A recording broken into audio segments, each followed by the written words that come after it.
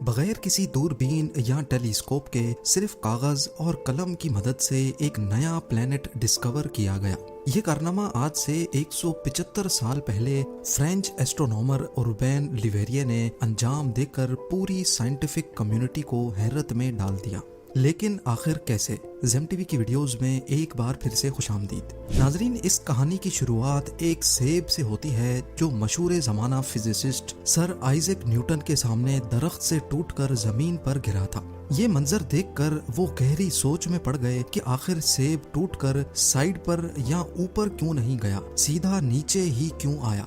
इसी वाक़े की बुनियाद पर उन्होंने यूनिवर्सल ग्रेविटेशनल लॉ बनाया, जिसके मुताबिक स्पेस में कोई भी दो ऑब्जेक्ट्स आपस में एक दूसरे को अट्रैक्ट करते हैं। जिसका मास ज्यादा होगा उसकी ग्रेविटी भी ज्यादा होगी और वो छोटे मास को अपनी तरफ अट्रैक्ट करेगा। इस अट्रैक्शन को कुव्वते कशिश या फिर ग्रेविटी कहा जाता है।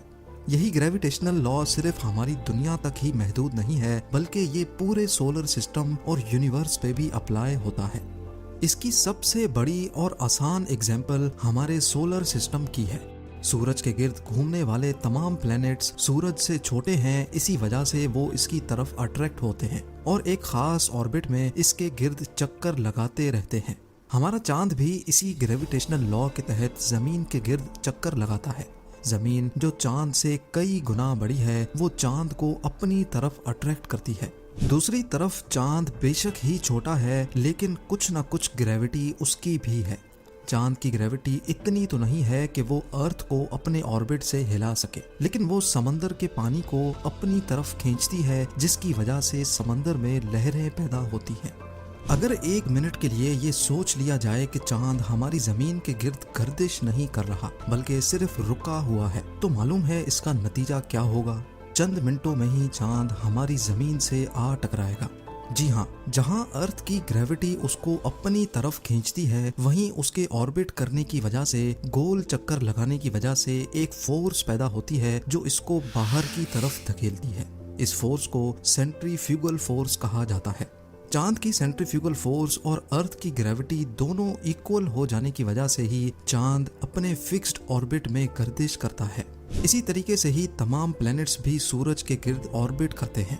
न्यूटन के इस ग्रेविटेशनल लॉ पे कई एक्सपेरिमेंट्स हुए, रिसर्च हुई और ये साबित हुआ कि हमारी कायनात का पूरा निज़ाम इसी लॉ पे डिपेंड करता है। ये बात हो रही है साल 1840 की, जब हमारे सोलर सिस्टम का आखिरी प्लैनेट यूरेनस हुआ करता था। हमारे अर्थ से 4 गुना बड़ा ये प्लैनेट कुछ ही अरसे पहले 1781 में एक टेलीस्कोप की मदद से डिस्कवर किया गया था। लेकिन इस प्लैनेट के इस सैयारे के ऑर्बिट में एक अजीब सी गड़बड़ नोटिस की गई। गड़बड़ ये थी कि ये न्यूटन के ग्रेविटेशनल लॉ पे पूरी तरह अमल नहीं कर रहा था। ये अपने ऑर्बिट में एक खास पॉइंट पे आकर अपने आप इधर उधर होने लगता। ग्रेविटेशनल लॉ जिसकी वजह से पूरी यूनिवर्स का सिस्टम चल रहा है, भला सिर्फ एक प्लेनेट उसके खिलाफ कैसे काम कर सकता है। पूरे 60 सालों तक दुनिया भर के एस्ट्रोनॉमर्स यूरेनस के इस अनोखे अमल को देखकर परेशान थे। इनमें एक फ्रेंच एस्ट्रोनॉमर उर्बैन लिवेरिये भी थे। वो सारी रात यूरेनस को स्टडी करते रहते, लेकिन उसका ग्रेविटेशनल लॉ के अगेंस्ट हरकत करना और अपने ऑर्बिट से निकल जाना उनकी समझ से भी बाहर था। लिवेरिये का कहना था कि ऐसा सिर्फ एक कंडीशन में मुमकिन हो सकता है कि जिस पॉइंट पे यूरेनस अपने ऑर्बिट से निकलकर ऊपर नीचे मूव करता है, वहाँ उसके करीब कोई बहुत बड़ा मास या प्लेनेट हो। लेकिन मसला तो यही था कि किसी को भी उसके आसपास कोई प्लेनेट नजर नहीं आ रहा था। हत्ता के कुछ एस्ट्रोनॉमर्स ने तो ये भी कहना शुरू कर दिया कि न्यूटन के ग्रेविटेशनल लॉ में कोई चीज मिसिंग है, शायद ये लॉ ही गलत है। लिवेरिये, जिन्होंने अपनी ज्यादातर जिंदगी स्टार्स और प्लेनेट पर रिसर्च करके गुजारी थी, वो अपनी बात पर डटे रहे कि ग्रेविटेशनल लॉ बिल्कुल सही है और यूरेनस को कोई दूसरा प्लेनेट अपनी तरफ अट्रैक्ट कर रहा है। 23 सितंबर 1846 की रात को लिवेरिये मामूल के मुताबिक दोबारा आसमान की तरफ देखकर गहरी सोच में मुब्तला थे। तभी उन्होंने एक कागज और कलम उठाया और लंबी चौड़ी मैथमेटिकल कैलकुलेशन करने में मसरूफ हो गए। जब कैलकुलेशन का रिजल्ट आया तो उन्होंने यूरेनस के पास एक पिन पॉइंट लोकेशन की निशानदही की। उनका कहना था कि इस पॉइंट पर जरूर कोई दूसरा प्लेनेट यूरेनस के करीब मौजूद है। ना सिर्फ उसकी पोजीशन बल्कि लेवेरिये ने उस प्लेनेट का मास भी कैलकुलेट किया और ये नतीजा निकाला कि इस सीक्रेट प्लेनेट का मास भी यूरेनस जितना ही है। जब उन्होंने ये तमाम डिटेल्स पब्लिक कर दी तो इस थ्योरी को अपोज करने वाले एस्ट्रोनॉमर्स ने लेवेरिये का ठीक ठाक मजाक बनाया, क्योंकि यूरेनस के करीब बज़ाहिर ऐसा कोई प्लेनेट मौजूद ही नहीं था। उन्होंने ये तमाम डिटेल्स बर्लिन में मौजूद उस वक्त की सबसे बड़ी ऑब्जर्वेटरी को भेजी और उनसे रिक्वेस्ट की कि स्पेस के ठीक इस खास हिस्से में यूरेनस के करीब किसी ताकतवर टेलीस्कोप से देखा जाए। बर्लिन ऑब्जर्वेटरी के डॉक्टर योहान गॉटफ्रीड गेल ने जब आसमान के उस खास हिस्से में देखा तो उनको भी अंधेरे आसमान के सिवा कुछ ना दिखा। लेकिन जब थोड़ा मजीद फोकस किया गया तो वाकई ठीक लेवेरिये की बताई हुई जगह पर एक नीला सैयारा तैर रहा था। इसका साइज वाकई यूरेनस जितना ही था, यानी इसमें हमारे अर्थ जितने 4 प्लैनेट्स फिट आ सकते हैं। यूं समझ लें कि अगर अर्थ एक टेनिस बॉल है तो इसका साइज बास्केटबॉल जितना था।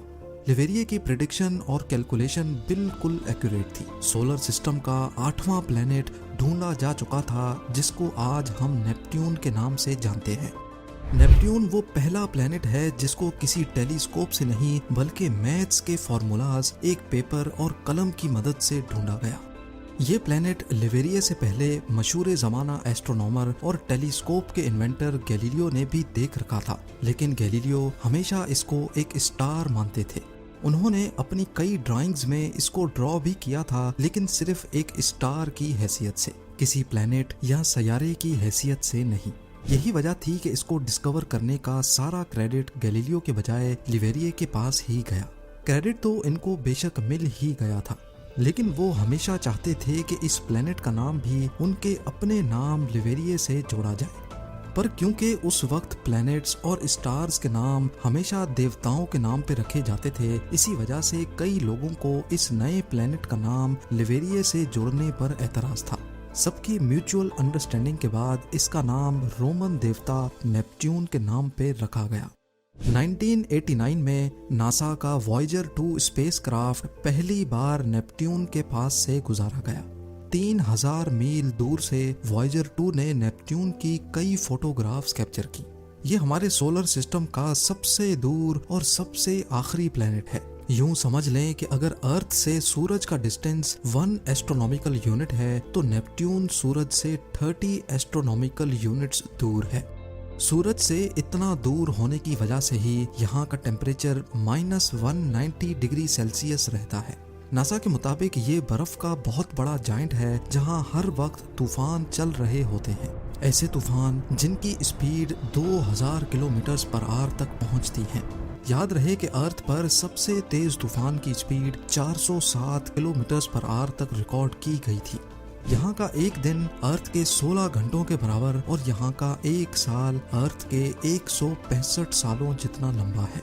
लेवेरिये जिन्होंने सिर्फ मैथ्स के फॉर्मूला से इस प्लेनेट को ढूंढा था, वो आज जिंदा तो नहीं है, लेकिन पेरिस में इनकी कब्र पर नेपट्यून का ये मॉडल इनके कारनामे को हमेशा याद दिलाता रहेगा। उम्मीद है जेम टीवी की ये वीडियो भी आप लोग भरपूर लाइक और शेयर करेंगे। आप लोगों के प्यार भरे कमेंट्स का बेहद शुक्रिया। मिलते हैं अगली शानदार वीडियो में।